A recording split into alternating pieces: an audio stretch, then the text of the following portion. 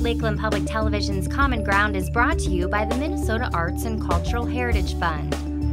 I kind of started out like a lot of younger people do. They might start out with a very traditional idea of what art is, realistic type forms for sculptures, you know, trying to copy what you see, and then as eventually you start to just give your impression of what you see. And that evolves after a while. Because a lot of people have a hard time relating to abstract art because they don't understand it. Well, if you just break it down to simple terms, how about we start with, do you like the colors? I mean, people buy a shirt, they like the color. Do you like the design on it? Well, those are the same things you should appreciate when you look at an abstract painting is, are there some things you do like about it? Instead of just saying, I don't understand it because I don't see any horses in it, I don't see a person in it, I don't see a barn in it. Does that qualify as a painting? What's kind of ironic about me being an abstract painter is I buy paintings that are more impressionistic and realistic. So I have a great appreciation for a lot of art.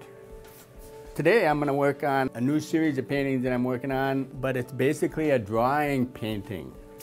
So I'll be doing some drawing and then I'll be doing some painting over it. So we'll start that today. With my style of painting, I use a lot of medium.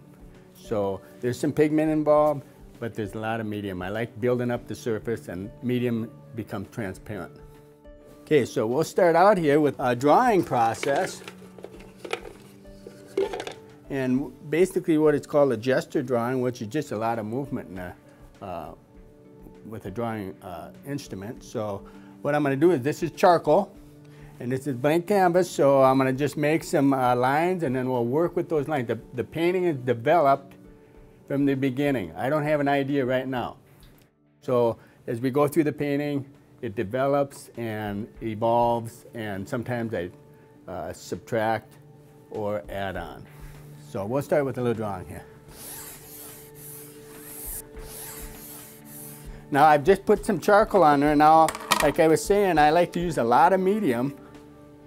And what happens is the medium sets the pigment into the canvas. And you know, you won't have these nice clear lines once I start putting this medium on there. It'll start spreading out. And you can see I like to use a lot of energy in my brush stroke. And also you can tell I don't really care if I'm dripping all over the place, because I'll work that into the painting. So it's a development type process. Drawing marks, a lot of high contrast pigment, and the other part of the painting that I like to use is kind of like a Frank Stella, where you map off areas with tape and create a nice sharp edge versus a very organic edge. I also like repetitive kind of design. Why this other canvas is drying now, I can show you another technique. I brought one that I've been working on, and like I was saying, I use a lot of medium, and when it's clear like that, you don't really see the texture. And what I'm going to do is I'm going to kind of stain this bottom area with a little bit darker pigment and see if we can bring out some of that texture. And all I'm going to use is a basic black stain, and just about any kind of pigment will work for that.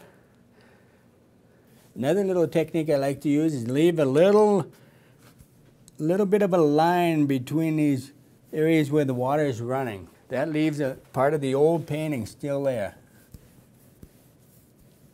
I like the contrast between the different colors. So if you let it sit there a while, it'll bleed down. But I like right here where it's where the water kind of resisted and just ran around this dry area, but because of the amount of water I probably put there. But you got these different bleeding techniques going on there. So now we have a light, medium, dark, darker. Now there's some interesting things going on here, just caused by the texture that's on the surface of the painting, the bleeding and the water. How the pigment stuck to some areas and did in others. So we'll let that dry a little bit, and then what I'll do is I'll put some medium over the top of that. What I'm going to do now, I'm going to take this larger brush I got here, and I'm going to kind of dry off the canvas a little bit before I stain it. Now what's going to happen when I stain this canvas, wherever the medium is, that's not where the pigment is going to stick to anymore. It's going to stick to the bare canvas. So you're going to get bright areas and clear areas. So what I'm going to be doing, I'm going to load up a lot of pigment on top, but I'm going to keep adding water to it and letting that stain the rest of the canvas. There's a couple of things that have happened here. Is the pigment is stained, plus what medium I have is getting reactivated, and it's going to cause some drip lines too. But right now I think I'm going to just concentrate on the top half, and whatever happens on the bottom is caused by the water. So I'll let it sit for a while, and we'll go on to the next step. Let me put this one back up there.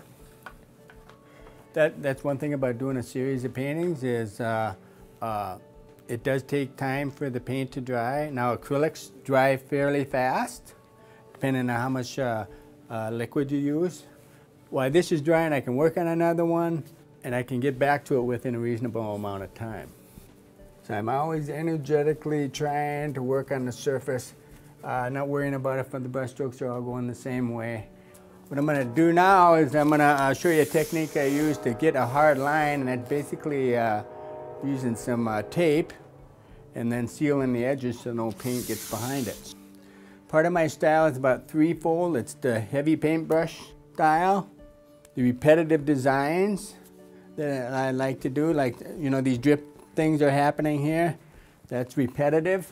And also the drawing edge of using charcoal, and also the painted line with the hard edge line. And then the key thing then is using those along with the transparency to create many layers. So I'm going to paint with some pigment to fill this in, and we'll let that dry, and then I'll pull the tape off so you can see the technique. Okay, now I'm going to pull off the tape that I just painted on, and I want you to see how when I take this off, you got crisp edges, and it forces this form or line to kind of pop off the canvas. This is kind of fun part of the painting too, because you get to see what really happens. These are ideas that I came up with over my lifetime. I don't say they're original, but I picked them out from other artists. So there's so many possibilities. I haven't even, in my 35 years, scratched the surface of possibilities. All the artists in the world, there's so much good art out there. It is the process of creativity. You're creating something that nobody else is doing right at this moment. It may be similar to or have characteristics of somebody else's artwork, but they didn't do it exactly like you. And that's, I think, is the goal of the artist, to feel that he's done that. If you enjoyed this segment of Lakeland Public Television's Common Ground, consider making a contribution at lptv.org. If you have segment ideas pertaining to North Central Minnesota, contact us at legacy@lptv.org.